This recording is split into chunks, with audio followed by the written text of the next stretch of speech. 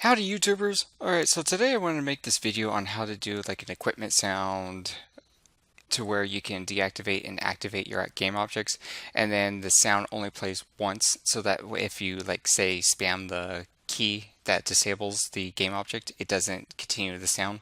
So to give an example, we'll just go ahead and hit play. And I have 1 and 2 set for this, so if I hit 1, you notice I'm spamming the button, so that way it doesn't play the sound over and over. And if I hit 2, I'm doing the same thing. Hopefully you can hear my fingers hitting the key, but essentially I'm only, when I deactivate with 1, I hear it once. Activated with 2, I only hear it once. So that's essentially the end goal for these videos. And this is going to be part 1. So this is going to be getting the equipment part of it to work, and then in part 2 we'll be getting the sound to where it doesn't spam.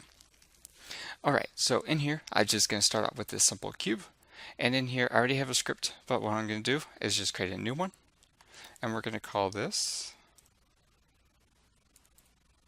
and you can call it essentially what you want, but for me and demonstration purposes this is what I'm going to do. Alright, going to open up Visual Studios, and in here we'll get started. Okay, so in here we don't need the start, so we'll go ahead and get rid of that. And in here, what I'm just going to do is put in 2 variables. So I want a game object, and I'm going to call it cube object. And then I want public audio source, my sound. And that clicking noise that you heard, that's actually what I made inside of Audacity. So it's free, easy to use. And what I like about it is you can make your own sound or you can edit. So it's pretty fun. Alright, so in here, we need inside of the void, we need for the update, we need to look if 1 is pressed or 2 is pressed. So we'll go ahead and do that now. So if input get key down,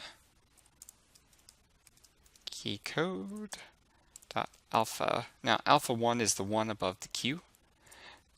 So that's essentially what I want there. And then what I want to do is make my cube object now and set it to where it's in a false state. So that means it is no longer seen in the camera view, or it turns the game object off and on.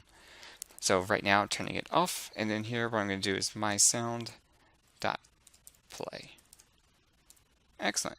Now what we need to do is do the same thing looking for the alpha 2, which is the 2.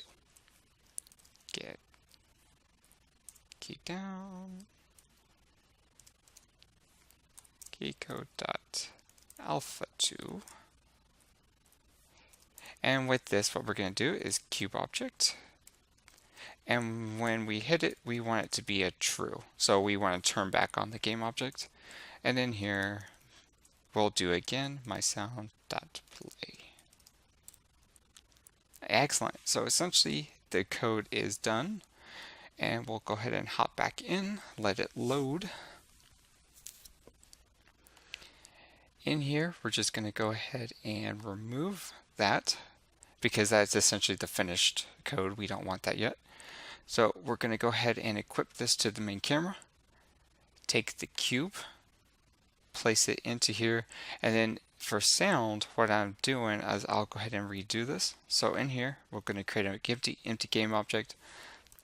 Make sure it's in 0. It's always best practice to have everything in the 0 direction, or X, Y, and Z. And in here, we're just going to call this sound. Add the component, and you want to look up audio source. Turn that off. And in here for the audio clip, I'm just going to go ahead and select this, which is my finger snaps. Back here, we're going to go ahead and set that in there. Go ahead and save. And then if I hit now, you'll notice if I do this now, you'll notice the sound is spamming. So I'm hitting 1 continuously. I'm hitting 2 continuously. 1, 2, 1, 2. So essentially, I don't want that. And if this is for your games or projects, you probably don't want that too. So I'm going to go say this is, again, the code for the first half. getting the variables of the game object, audio sources, getting the key 1, key 2 for 1 and 2, and you can actually use any code for this. So if you wanted C, D, A, it's up to you on what you want to do.